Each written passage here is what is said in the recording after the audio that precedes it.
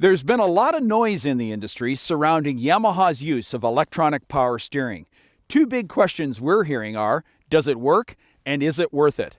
On this week's Test Ride segment, we'll ring out Yamaha's 2012 Vector LTX with electronic power steering. Yamaha's venerable Vector has been a popular four-stroke ride with the crew at snow tracks, and for good reason.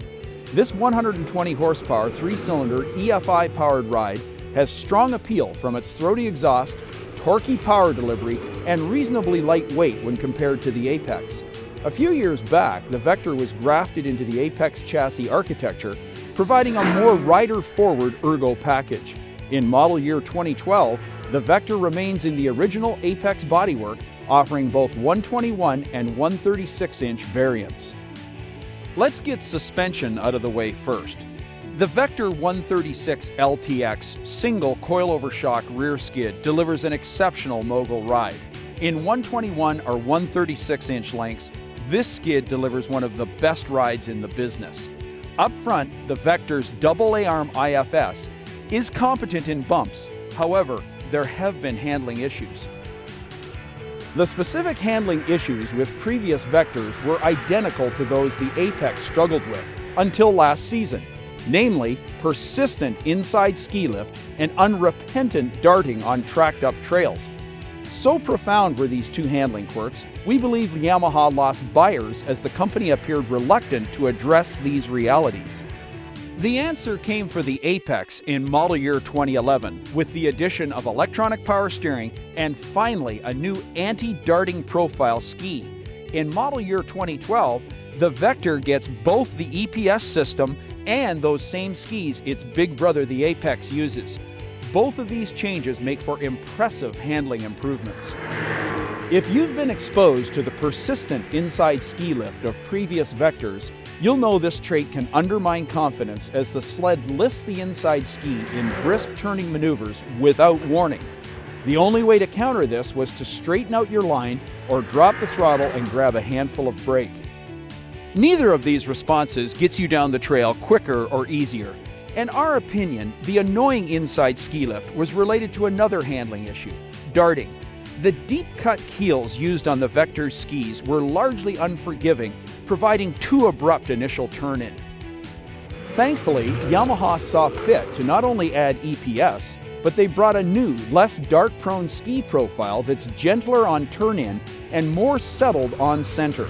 So different is the feel from this new ski, we wonder just how much effect the EPS is actually having on the more stable feeling the Vector now displays.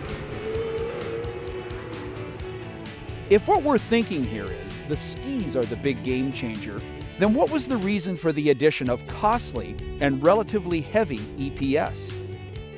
We think the precise control EPS affords, whether sawing the bars in tight twisty trails or holding a clean line in a high-speed sweeper, is contributing to keeping the sled flatter on both turn entry and exit.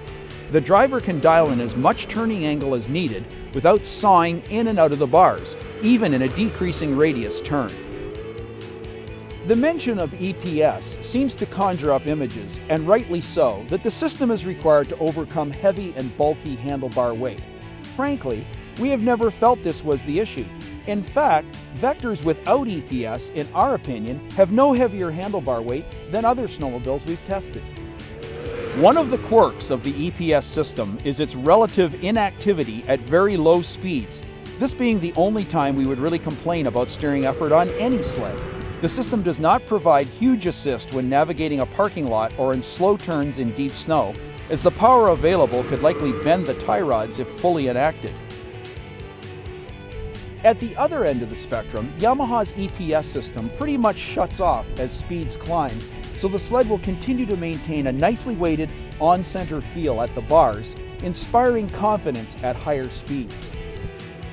So, is the addition of EPS and the associated increase in cost worth it for the average buyer? We would encourage you to try the new Vector for yourself and answer this question on an individual basis.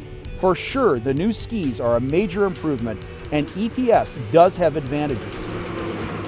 Here's what we think. Yamaha should offer a Vector without EPS, with the new skis, and without EFI. a true base model Vector. This would get them back in the MSRP game and competitive against 600cc 120 horsepower two-strokes.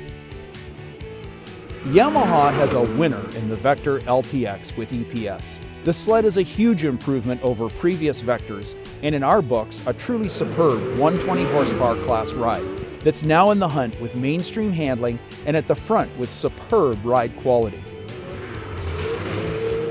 Hopefully, I've helped you decipher EPS and its effect on snowmobile handling. For sure, Yamaha buyers like this upscale, incomparable feature for their four-strokes. The big question is this: will you quantify EPS as important in your next sled purchase?